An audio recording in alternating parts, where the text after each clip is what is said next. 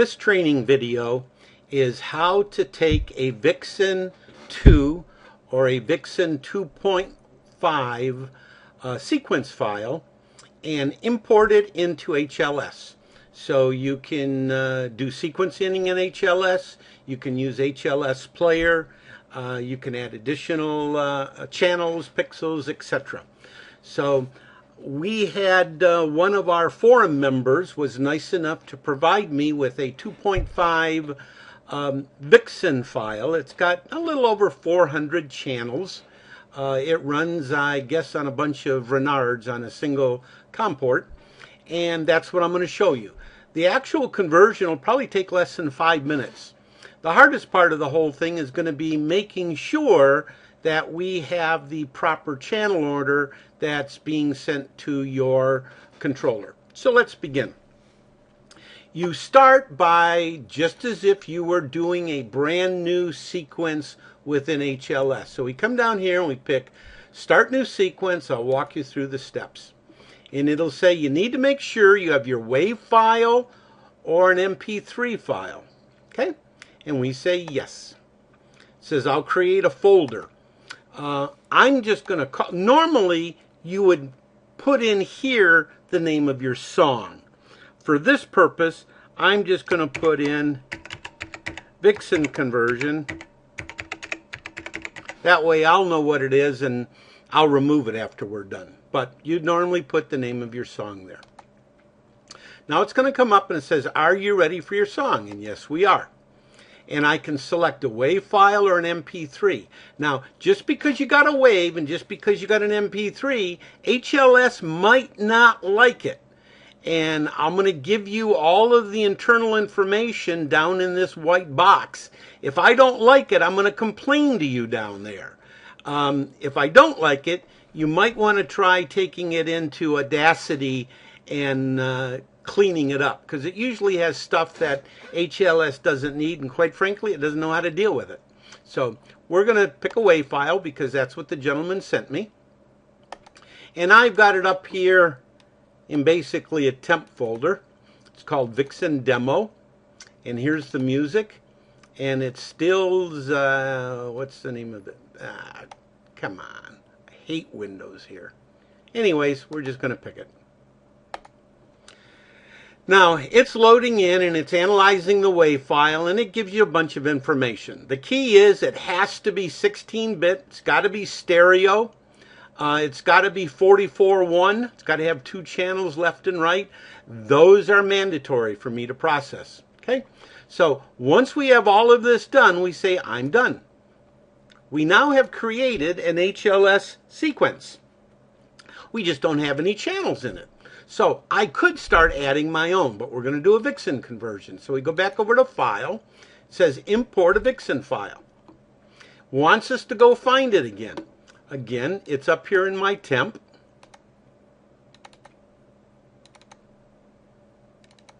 And here's the Vixen file. It's a flat file. Forgot to tell you that. It's better to use flat. I can process a profile, but it's always best if you can import in just a flat file. So we say open, identify the sequence name. We want to identify the HLS file that we want to append or import this Vixen into. So we say yes. It's going to come back and say, you know, we already got one. You sure? We say yes. Are you sure again? We say yes. And it's done. Now, this is coming out, says, hey, the Vixen number of ticks isn't exactly correct, so we're going to round up by 1. You just say okay. And I've converted 408 channels into HLS format. So we now have it in. Let's just hit save just to make sure we've saved it. We don't see anything down here. One of the things you do, the first thing, let's come on up here, and we're going to manage raw channels. Here are all of your channels. Now, I loaded these in order as they appeared in your flat file.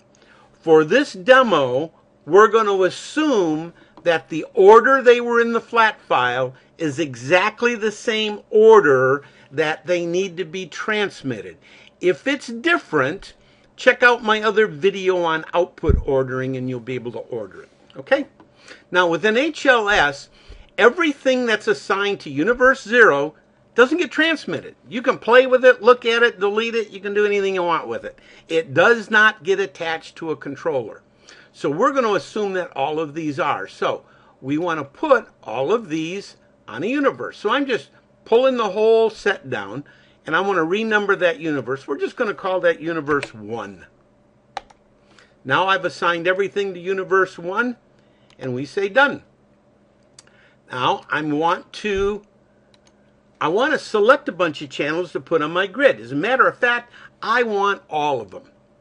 And I actually want my lighting channel too. I'll show you why. So I'm going to come down here. I'm going to drag all the way down, and I'm just going to do a check mark. And now I've got all 408 channels plus 1 for my master lighting.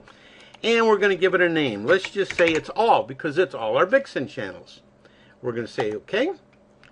Now that I've created a group, and by the way, a display group is nothing more than a group of channels in a specific order that you want to work on. You don't have to have all of the channels up. You can selectively bring up 3 or 4, or you can bring up all of them. It's up to you how you want to manage on this grid. So now that we've made it, we need to pick which one we want to display. We want to display all of them. And boom, here they are. Okay? Now, let's go to the end, because this particular individual liked to carry all of his effects right to the very end, and then he said, hey, I still got lights on at the end of my sequence. HLS does not turn them off. If they're on when the sequence is done, they stay on. It's up to you to turn them off. So one of the ways you can do that very easily is to use the master lighting channel. And that's what I put up here. I put up here at the very top a master lighting channel. I'm just going to put, we could put a ramp. I am just going to put a level. I'm going to modify it, and I'm going to make it 0. I'm just going to put a brick wall. What that happens is, starting at this time tick right here, every lighting channel you have is going to go to dead 0. And I'll show you. If we go down here and we say ask to apply lighting, and we do an output sequence, well, can't do it yet because we got to do one more thing. So just remember, I'll show you that in a minute, but just remember we added this brick wall lighting channel here. So what have we done? We've loaded the channels. We've put them on the display. Next thing we want to do is let's kick them out to our controller. Let's see how HLS drives your controller. You come to output. Now, if you're setting up COM ports, you can do this. If you got to do a specific NIC card for E131, you can do here. But the first part we want to go is prepare channels for output. And we hit a breakpoint. Didn't want that. So let's get back in. What we have here is we have all of them by name. This is the output order that they came out of your Vixen file. So I have them in the same physical sequence was in your Vixen file. Now, you probably want to go back and look at my video on ordering, but we're going to assume that they're all in proper order. If you notice, there's no RGBs. They're just all single channels. So we go prepare channels for output. What that does is that actually fills in the channel numbers. HLS requires, because it has to be able to provide data for each and every channel address within a universe. So it needs to make sure that the channel numbers are properly ordered. And that's what we just did here. We say OK. We come up here to output. Let's just say we're throwing this out a COM port. Okay? We're going to add a COM port. Looks good. There's our COM port. We say OK. Let's say we're throwing this out a Renard. So now we're going to come down. Remember, we prepared them. Now we're going to select the output method and or compile. So here we are. There's no information here which says it's good. So we hit transport, and we want to send it out a COM port. That's our COM port. Protocol. We want to send it out as Renard. And we want to activate it.